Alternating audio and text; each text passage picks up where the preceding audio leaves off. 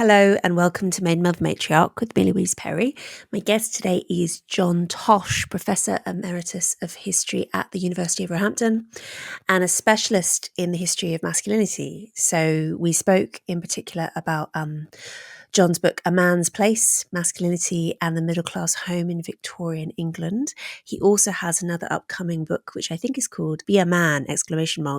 Which is takes a broader view of the history of masculinity in Britain. We spoke about the effect that the Industrial Revolution had on gender relations, the rise of the cult of domesticity, the angel of the house, the idea of separate spheres and of the home as a place of comfort and refuge, separate from economic life, separate from public life.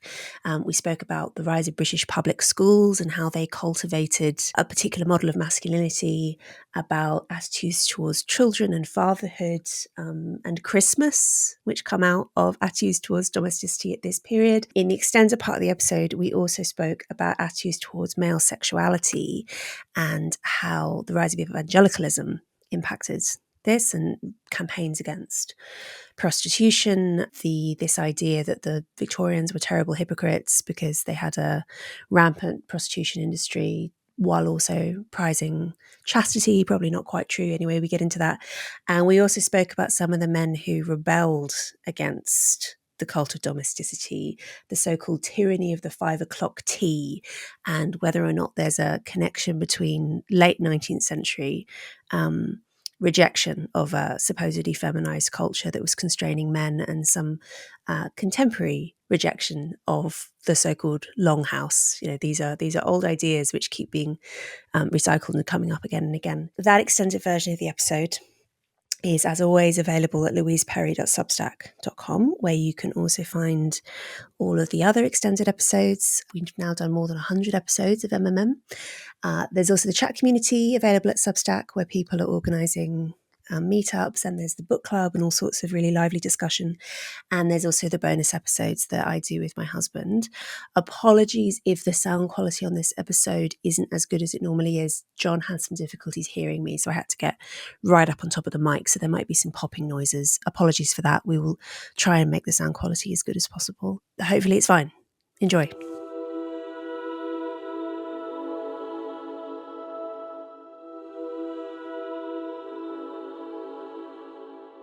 John, can we start with a quote that you have at the beginning of A Man's Place, which I thought was really interesting?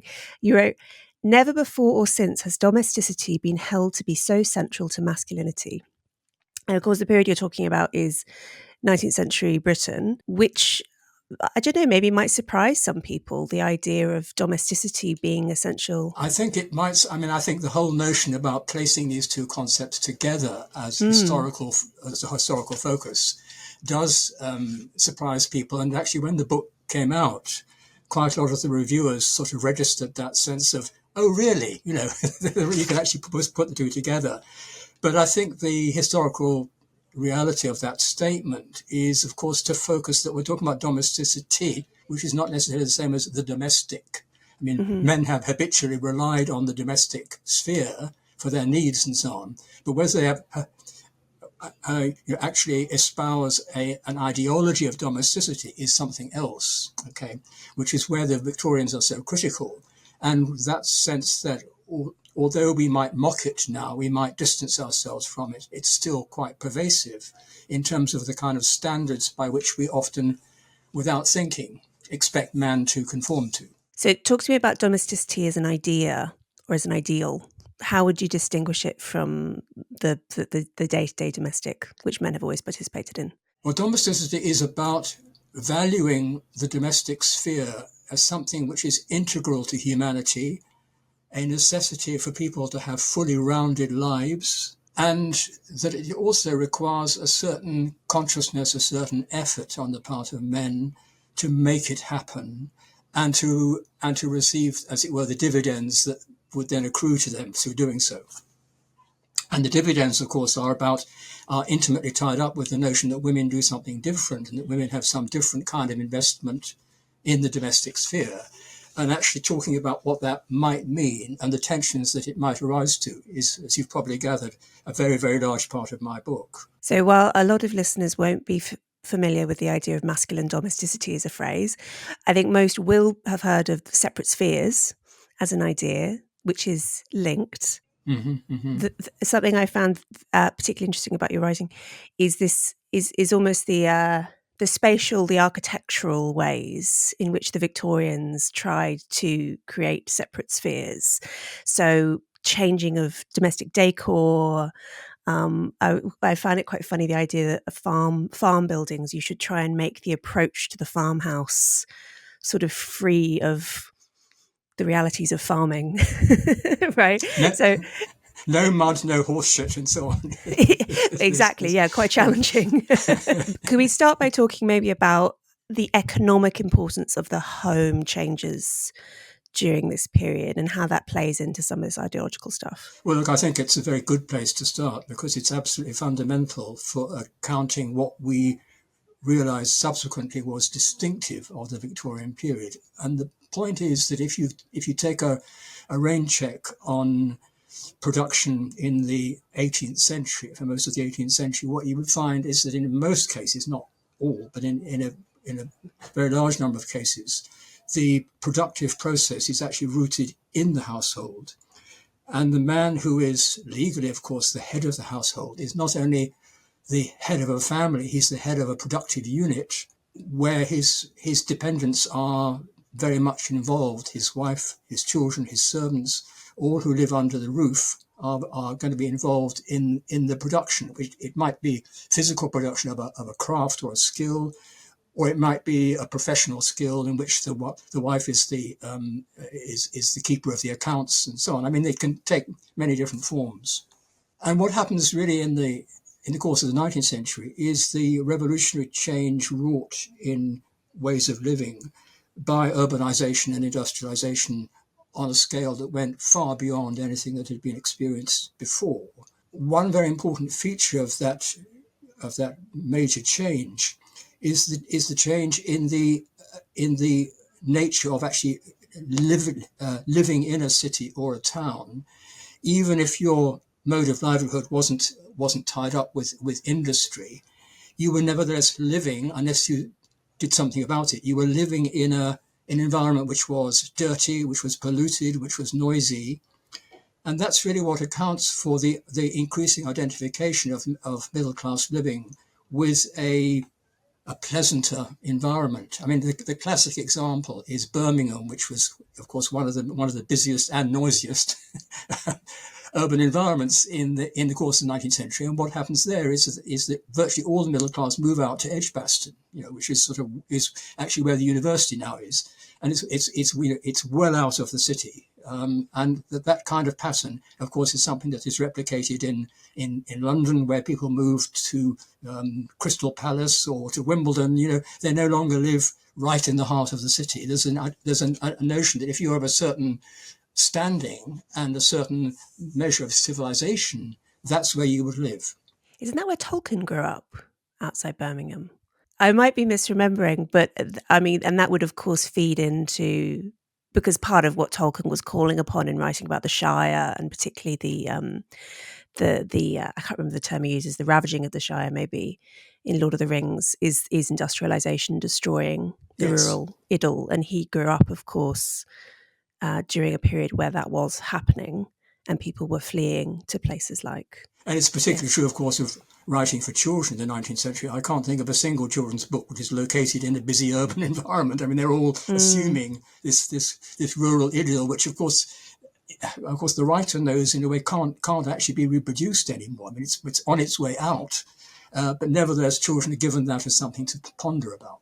So people are kind of carving out. Is this also the period where commuting starts to be a middle class phenomenon? Yes. And I mean, initially it's with various horse-drawn possibilities. And then, of course, in the course of the 19th century, the idea of the horse-drawn bus, and then ultimately, of course, of mechanical transport. So there is an assumption that you commute. And so people are, well, okay. My understanding of this period is that part of the drive towards the separate spheres model, towards the angel of the house, all of these ideals, is coming from the fact that the home stops being so much a site of economic activity and becomes a site of refuge. But I'm guessing that to some extent that is a solely middle class phenomenon. So working class people are still living above their shops, are still living in the farmhouse, etc. It's not as though everyone stops using their home for economic purposes, but more people within the middle classes do. Is that correct? Certainly more people in the middle classes, and I wouldn't dismiss the idea that it has an appeal in the working class, not so much in the examples that you've just cited, but the breadwinner in the archetypal sense of a man who goes up 6 days a week and earns his crust and so on, and is able to earn it on a scale where he can keep his wife from working, which of course is fundamental to the middle class ideal. And he can have amenities in his house. He can live in a house rather than a flat. I mean, those sorts of things are driven by, in the case of skilled middle class men who want to better themselves, who to rate more in a more positive fashion, and are basing their intentions for life from that model. And actually, you can see it very clearly in the case of the Chartists. Okay, that's the working class political movement in the 1830s and 1840s that wanted the recent extension of the vote to the middle class to be extended to them. It may sound as though this doesn't have much to do with our topic, but actually there was a model of superior, gentle, civilized domesticity, which they put forward as a way of persuading everybody else that they were worthy of the vote. So the kind of stake that you had in this model of domesticity could be very high. And I suppose factory workers as well, they are commuting, they are going, the men are leaving, going out to work and aspiring to not have to have their wives precisely do the same thing. So do we see this same trend among factory workers to try and make the home into a refuge? Of course, the working class was very fractured and divided in terms of what was possible for them. But there's no doubt that they're sometimes called the aristocracy of labor, which is a kind of ironical way of describing working people who had a rather better stake in life than their fellows. And for them, the appeal of domesticity was partly on its own strength, as it were, something which they saw as attractive and providing them with comfort and refuge themselves, and partly a way of asserting their social standings in the way I've just described more broadly. So yes, it's certainly part of their lives. It's not what I deal with in the book, and I should perhaps explain why that's the case. Essentially, the book is talking about the origins of a very elevated ideology of the home that was certainly more elaborated in the middle class. And the other point to bear in mind, of course, is we haven't talked about sources here, but it's much more difficult to find working class personal sources, say, from spouse to spouse or from father to children, than it is with the middle class. In the middle class, you can actually refine and develop some of these distinctions to a very high degree, and which actually reveals a great deal about what the writers were actually thinking of. And that's much, much more difficult to do with the working class. Yes, you maybe see it as depicted through middle class eyes, like, I don't know, the Bob Cratchit's family in Christmas Carol, yes, or something like that, where you do see very prized domestic refuge. Well, of course, in the case of the novels, most of those novels, like Dickens, I mean, they're actually written by middle class people in the first instance. So there may be an element of idealization or assumption that this is what the working class should be doing, as well as what they actually did. On the subject of Christmas, that it is an interesting example of changing Victorian attitudes towards domesticity, in that Christmas, in your telling, goes from being a public communal celebration to being something that happens within the home. And you see A Christmas Carol being a beautiful example of this kind of romanticization of it. That's right. And it becomes... ultimately becomes, the classic family ritual, the family celebration. It's not the only one. I mean, the thing about the middle class domestic ideal was that they, as it were, seized any opportunity to express it more formally. And one of the ways that they did that was when the the father stroke breadwinner came home, it was very, very common to have a kind of ritualized arrival. He would knock on the door. His daughter, perhaps his eldest daughter, would remove his walking stick from him, and it would be the same every day. He would knock on the And door. yes, he would. Yeah, But he had a key. Maybe he did, but he liked it to be opened for him. Right. Okay. That's what's going on there. There's a delightful recounting of someone who was the son of the general manager of St Pancras Station, which is a good middle class job, right? And when Dad comes home, that's exactly what happens. So he knocks on the door to make an entry. Announce his entrance. Yes.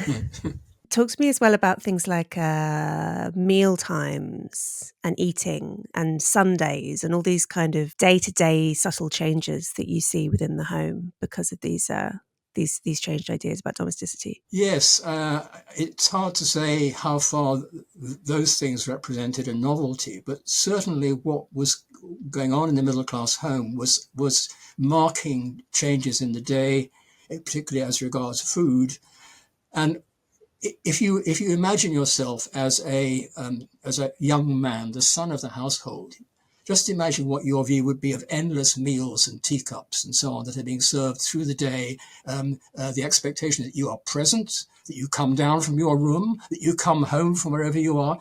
And that's one of the issues that prompts the closing stage of my book, which is the idea that men who've been raised in this way actually kick over the trail and say, enough. We'll come on to that later, perhaps. At what period are we talking? The height of masculine domesticity? Well, the height of masculine domesticity means essentially around about 1820 to 1860. As rough dates, I would say. So it's a whole generation. Okay, it's a whole generation in which certain ways of fulfilling the home's material function become more and more set, more and more ritualized. That's what eventually, I think, created problems. So it's a direct response to industrialization in terms of the time period that we're looking at. It certainly coincides very, very neatly with them, and is what you're asking, to what extent it's the consequence of industrialization. Is that what you're suggesting? Yeah, I mean, I think that if the urban environment as it had now developed in this time was seen with very, very mixed feelings, this is where you make your money, but it's a nasty place. It's not only materially nasty, it's also seen as morally questionable. What do people have to do in order to make money? Perhaps we better not look too closely. But that whole kind of sense of ambivalence about the way in which capitalism is developing. I mean, that may sound a rather portentous way of putting it, but I do think it's genuine. And so the home is being expected to fulfill all sorts of lacks, absences of what in people's imagination they had more readily in pre-industrial days. It's an open question whether they really did, but that feeling was very, very strong, and it was a reaction against the very mixed feelings they had about the nature of city life. This drawing away from public life of women and of mothers, is that also a consequence of industrialization, in the sense that industrialization generates the wealth to permit middle class people to do this, that women newly have the luxury of not having to be economically active outside the home? Yes, I think that's absolutely true. It then threw into relief what exactly is the purpose of a wife who isn't engaged in that kind of productive activity. And if you place that alongside the uncertainty that men felt about the environment, the urban environment they were working in, you put those two together, you have actually the basis of a kind of separate spheres morality, where the wife is responsible not just for her husband's physical comfort, but for actually for moral comfort, for reassuring him, for inviting him to acknowledge that things aren't as they should be in the city. All those things are bound up in her role. And what we have to remember is that this way of thinking about the home, it's conventional to see it as something that women were responsible for. But actually, in a very real sense, it's something that men were responsible for, because that's exactly what they needed. And so, there's a kind of complementarity I mean, in recent thinking about marriage, complementarity tends to be thought of as a rather dirty word because precisely because it's saying each party is providing something different for the other one. And we sort of, we shy away from that and thinking, oh, this is separate spheres. Well, maybe it is, but you could see why it had appeal in the 19th century for both husbands and wives in different ways. Yeah, okay, the marriage question. So this is also the period where we have the idealizing of the companionate marriage, which indeed is, I think, essential to the domestic ideal, the idea that this isn't just an economic arrangement. This is a deeply affectionate relationship. That's how it ought to be. Yes, that's a very interesting issue because what's lying beneath the surface of that is how do marriages handle, on the one hand, that kind of notion about moral comfort and material provision on the one hand, and on the other, the tradition of marital behavior, which of course is one of patriarchy. And you can be quite sure that in the 19th century, plenty of men thought that's what marriage still ought to be about. So there's a real tension going on there. In some, I mean, it takes many, many forms. It can be a kind of rather uneasy mixture of patriarchy and companionate marriage. And one could, I do instance examples of that kind in my book. And the one that I find most telling is the marriage of Edward and Mary Benson, who got married in the 1850s. And because she was virtually underage, she was only 18 compared with his 30 or 31, she tends to be seen as a child bride and to be treated as an errant child when she was stepping outside what she ought to do. Okay, so there's a patriarchal input there.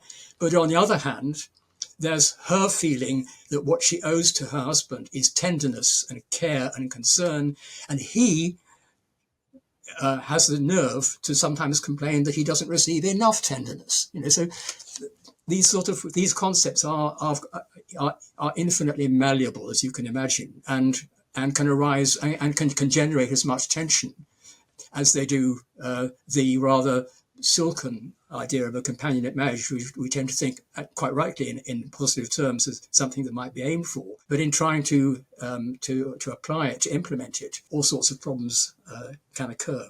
We also see at the same time, it's surely strongly linked, as the companionate marriage is being prized, that domestic violence is increasingly vilified. Doesn't mean it doesn't go on. Indeed, but that there are changing attitudes towards wife beating, and I guess the license that the patriarch is given in that way. I think what's happening there is that, without any doubt, the incidence of wife beating and other forms of domestic abuse in the working class is much more visible. Now, whether it's more visible because the incidence is greater, or because it's, to put it crudely, it's a kind of instrument of class warfare, as it were, that they're seen in that light. One thing I think we can say is that in the middle class, domestic violence was not unknown, but to put it very crudely, it tended to carry out instances of brutal assault. I mean, that would be very rare, and we can say that's unlikely because it was in the middle class that the possibility of going to law to deal with these issues was much more, of course, available and accessible. So there are some cases. I mean, the sort of thing that would generate a possibly legal case would be not so much a physical assault, but something like, for example, where the husband insists on taking control of the household and dismissing the servants when that's her job. Things like that might generate a legal case, or a husband who is unfaithful. Obviously, that would be the prime cause. So it would be for different reasons, in a sense, from in working class marriages, but it's certainly a major issue throughout the period that we're looking at. Many of you will know that Christianity is a subject of fascination for me, and the role of Christianity in shaping the modern world is a theme I return to again and again on the podcast. My view is that we really can't understand the world or ourselves without getting to grips with it, which is why I'm very glad to point you towards a new online course called 321. It's an introduction to Christianity that's imaginative, thoughtful, engaging. It assumes absolutely no prior knowledge. It's presented by the wonderful Glenn Scrivener, who has been a guest on the MMM podcast previously, and I've also been a guest on his show. Glenn presents 8 video-led sessions which are based around some beautiful animated stories that illustrate the Christian message. You can check it out for free at 321course.com/MMM. Just enter your email, choose a password, and you're in. There's no spam, there's no fees. Just visit 321course.com/MMM. So do you think that it's possible that the middle classes are being more condemnatory of domestic violence during this period, partly as a status signifier, as a way of differentiating themselves from? Yeah, I think. I mean, it's quite hard, of course, to document that, as you can imagine. But I think it's a reasonable suspicion. Yes, yes, and in particular, when you follow that through in the debates in the House of Commons, it actually becomes more evident that that's going on. The language that MPs are using to talk about wife beating, as they called it. Seems to indicate that kind of double standard pretty clearly. That they think it's common, basically. Well, they're not saying it's common in the middle class. What they're doing is to displace concern and anxiety into a part of society where it can be, where as it were, excuses them from scrutiny. That's what I would say. Is there also less tolerance for corporal punishment used against children? Yes, that's something which is growing in the 19th century. It's not as straightforward as you might think, because one of the issues that middle-class fathers had in mind was how to prepare their sons for the rough and tumble of not only boarding school, but also life in general. So there is a continuing sense that it's appropriate, particularly in school. And one of the things that the fathers who send their children off to these schools are doing is they are saying, this is a training in manliness. It's a crash course in manliness. And it's no good complaining about being beaten or to complain indeed about bad food. It's all part of the acculturation of growing boys, definitely. Is this the same period that more boys are going to school? Yes, it is. Okay. I mean, when you start the 19th century, I think there are supposed to be about 8 of these schools, like Eton, Rugby and Shrewsbury and so on. And what happens in the course of the 19th century is essentially because of the middle class demand, these schools increase exponentially. There are 90 or 100 of them that are registered by the First World War. So, I mean, there's been a terrific expansion. You can imagine what the demand is. The demand might be understood in academic terms. You might say, well, what's actually happening in the 19th century is that more and more public services are admitting people to work there as a result of examination. And if they're required to be examined, then they've obviously got to be taught. So you might say, well, that's what the schools are doing, but it's a lot more than that. And of course, by the time you get to the late 19th century, you've got the whole ethos of sporting masculinity, of the stiff upper lip. I hope your listeners can still understand that concept. I certainly hope so. And the schools are providing another version of the toughening that's required in manliness. And they can then go off and join the army. They will ultimately fight in the First World War. They'll all be equipped to do that. Is it Waterloo that was one on the playing field? Yes, that's right. Yeah, it's slightly earlier than one we're talking, but still. But it was much quoted through the 19th century, you can be sure. Yes. I mean, can that fit into the separate spheres model if we think of school as being the public sphere? So you can come home to mummy and you won't be beaten, but then you go out. You might be beaten by your father. But less so. Is this less so? Yeah. So. Yes. The domestic sphere is relatively safe. Yes, and I think one of the reasons it's relatively safe is that almost universally, women didn't like corporal punishment. So if they're standing by their husband's side and saying, no, we're not having, there's a kind of control element there. Well, it's still true. I mean, my theory is that the big reason why we've seen drop in corporal punishment in schools since the 1960s odd is because there are so many more female teachers than there used to be, and that women are Yes, less yes, tolerant of yeah, this. yeah, yeah. So, Whereas I suppose the boys' public school, the 19th century public school, is almost entirely a male environment. I mean, oh, maybe you entirely, have. entirely. Are there some women there as sort of, well, it's presumably as servants but Yes, not in yes. authority, Absolutely positions of not an authority. authority? No, no. I mean, just enough there to encourage on the part of the boys smutty jokes and misogyny. Here are these women who are not available. Damn it! Whether you can just imagine that. Not nice. No. It's on the subject of homosocial environments. I mean, it's an interesting tension, isn't it? Because on the one hand, if we're prizing masculine domesticity, what space is there then for the all-male club? I mean, I say club advisedly because I know private members clubs is part of the story here. Well, you've put your finger on an aspect which very much interests me. It seems to me that if you ask yourself what are the prior assumptions that lie behind a socially acknowledged manliness, that you're someone who's actually been able to deliver everything that's required. Number one, you might say, is to get married and to have children, and that is clearly the mainstream manliness core. But it's in tension all the time with what we might call the homosocial or the coeval requirement of men and manliness, which is that you hang out with the guys, you hang out with the chaps. There are certain things you do there which are not available to women, and that's one of the reasons why you like them. It's one of the reasons why you enjoy them. It crystallizes some of the conflicts that occur in these marriages between husband and wife over how much time the husband actually spends in the home. Because on the one hand, he's working, and then he's coming home and he's going out. In fact, in the case of one individual that I'm very attached to, because I was very fortunate enough to get hold of his papers, a man called Dr. John Heaton, he records in his diary how his first child was born, a daughter. And he then says, and then I went out to my conversazione club later in the evening. So, I mean, he's just, he's not there. He's kind of gone. And then 2 years later, there's another pregnancy, and it's a son.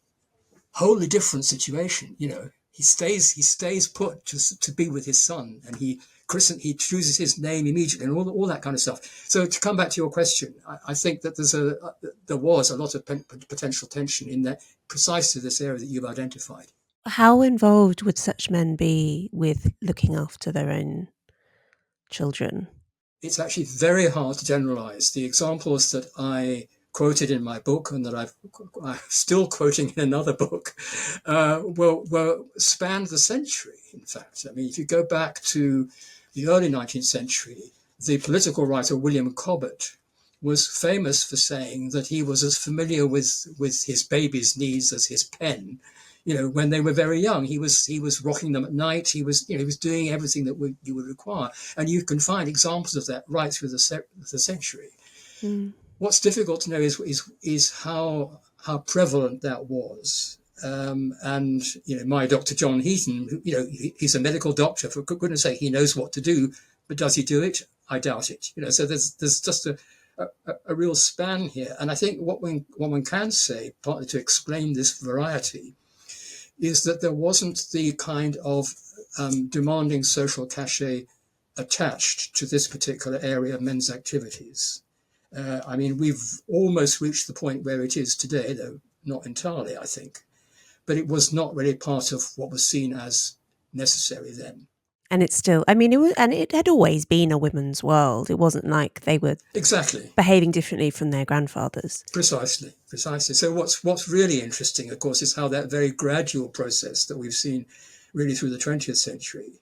I mean, the way I behaved as a father would not have been how my father behaved. So, all those contrasts, are very much to the point. And, I mean, we're going slightly off piste here, but it is very interesting how notions about companionate marriage and fatherhood in particular have become more, I was going to say more demanding, but it's almost as though they become more something which men instinctively adhere to.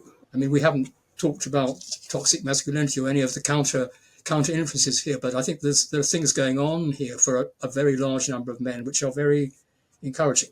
Do you think that our 20th and 21st century shift towards men being more and more involved in childcare? You know, something interesting that I came across in data recently on British men's involvement in childcare in particular and other domestic work is that since I think the turn of this century roughly, middle class men now do more childcare than do their working class counterparts. And previously that wasn't true. There's been a flip, and it's become high status actually for Mm-hmm. men for men to display how hands-on they are. I know near us that we have a very sort of Mm-hmm. bougie middle class area of London, and you constantly see men out with babies in slings and all of this kind of stuff. Is there a cultural link back to the Victorian fetishization of masculine domesticity, or Well, is there a break in between? I think the cultural link is in a sense a negative one, which isn't to say that it's any less powerful, because you have to bear in mind that the kind of view that most people outside academia take about the Victorian period and about the way in which the Victorians behaved is pretty negative. Hmm. So your man who's out with a pram is more likely to say, I'm doing rather better than my great great grandfather did, rather than to say I'm doing what the best models of Victorian fatherhood. I mean, it's unlikely to take that form, I think. Yes. And it seems to me that actually the turning point in this particular issue of the pram focused father is you begin to get that in the 50s and 60s.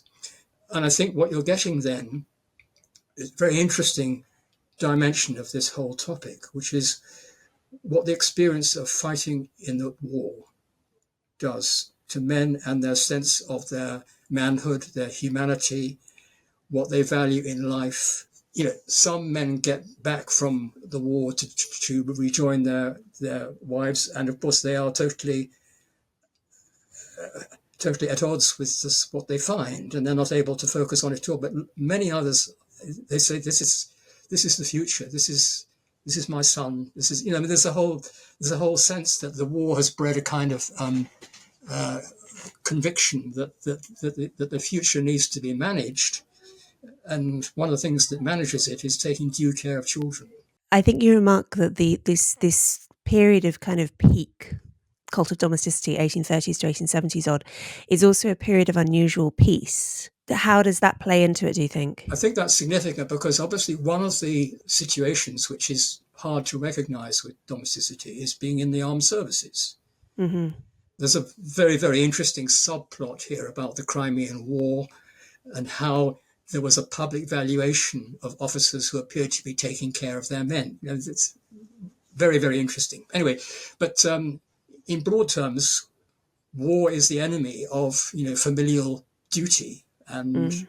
and commitment to family life. It may be that you change afterwards when you come back and you're reacting against that. So the fact that it's a peaceful period is certainly conducive to men actually having the time and the inclination and the values, if you like, to attend properly to their wives and to their children. Even though it's a period of relative peace during this era, it's also a period of colonial expansion.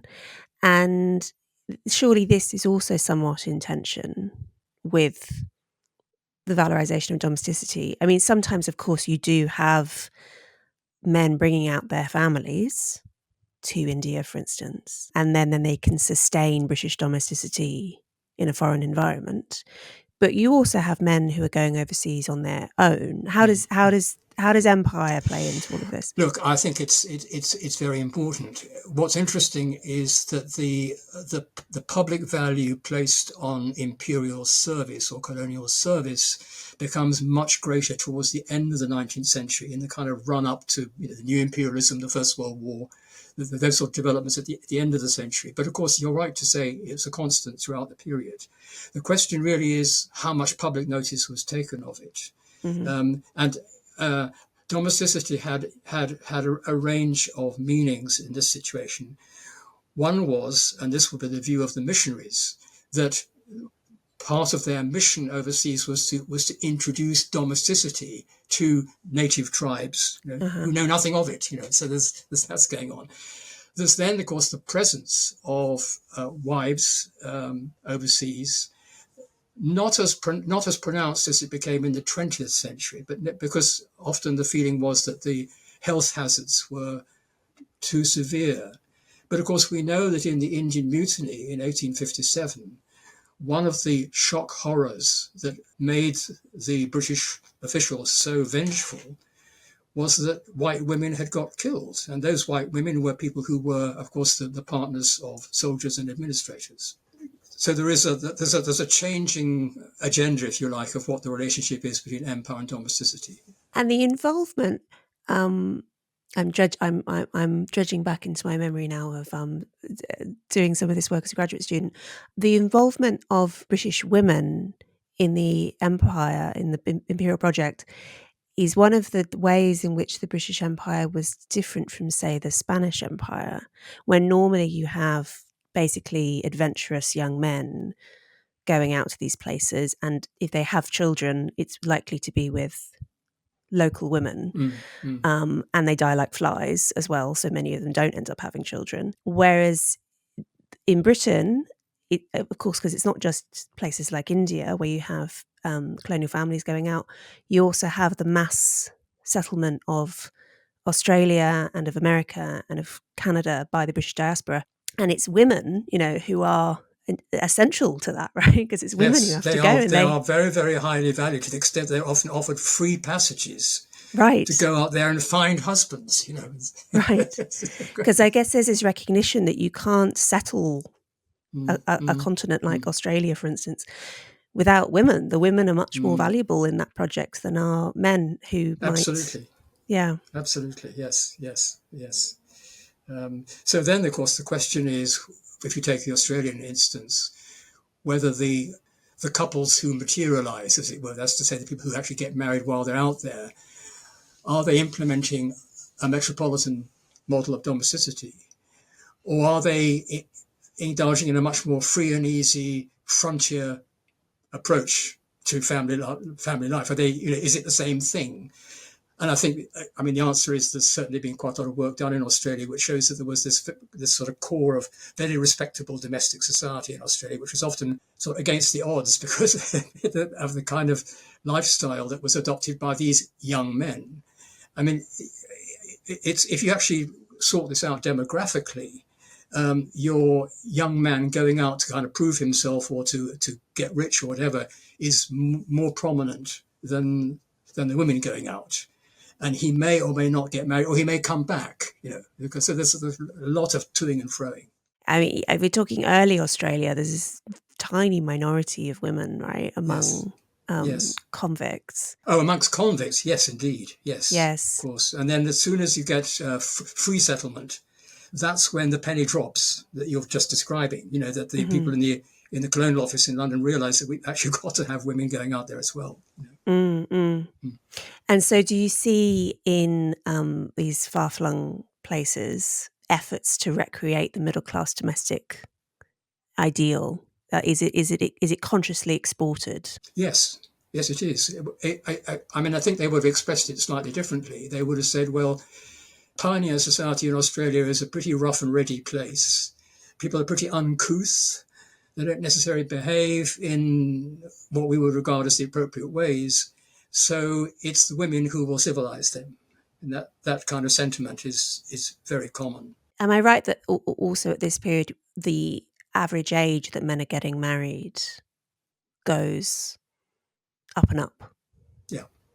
Over the course of the century? It goes up to about 31 at the end of the 19th century. Not what it is now. From sometime probably the mid-20s earlier on.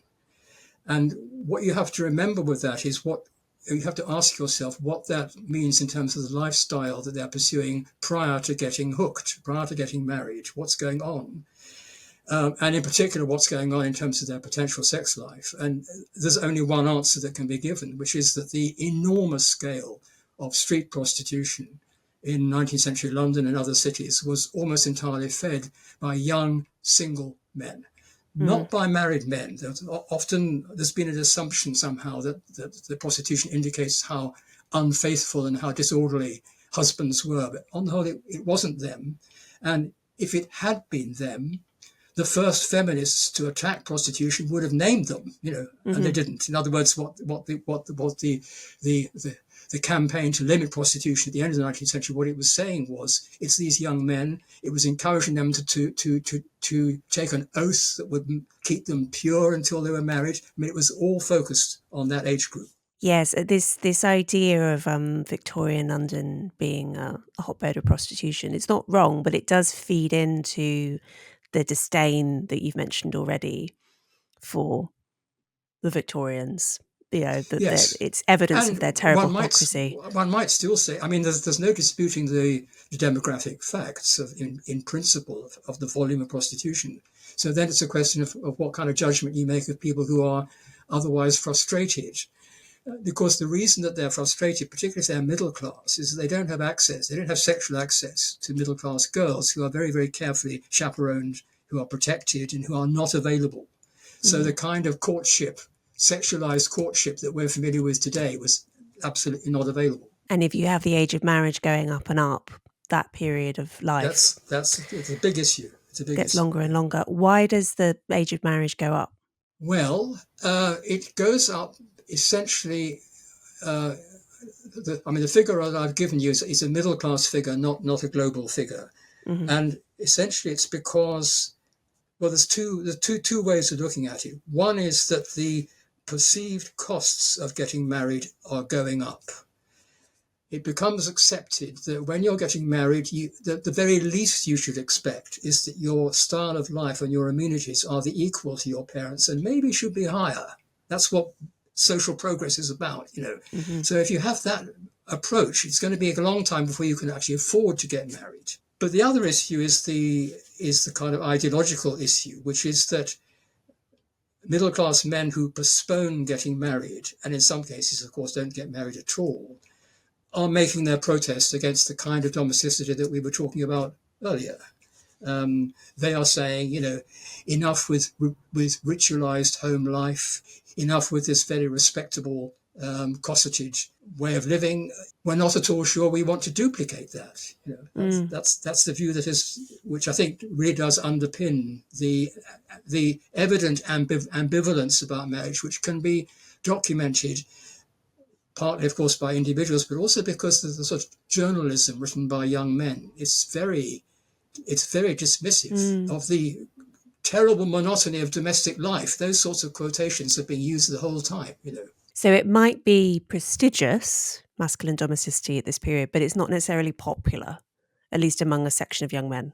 Yeah, I mean, that's right. I think that's a very good way of putting it. And of course, from the point of view of women, it's quite a small minority who distance themselves.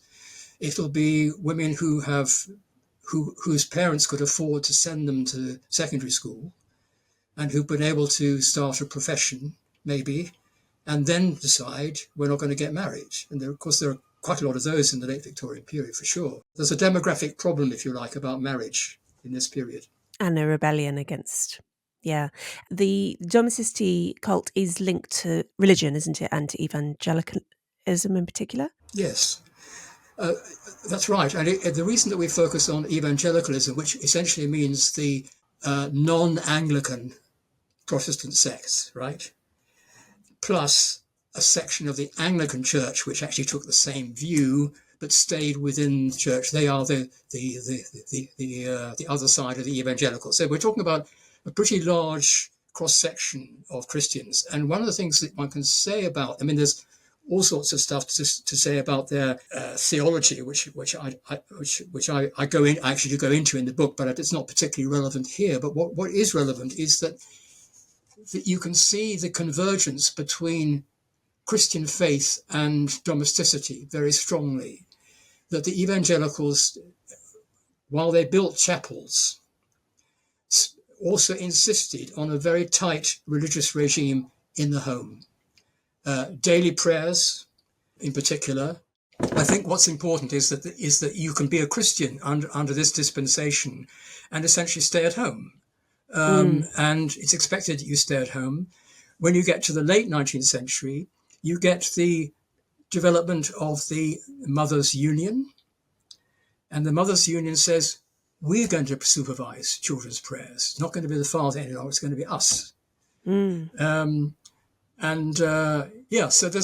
there are multiple influences that are converging in this way. If you take the Methodists did have chapels, but they also had mini class units that convened in somebody's house for prayers and mini sermons and so on. So the whole thing is very domestic.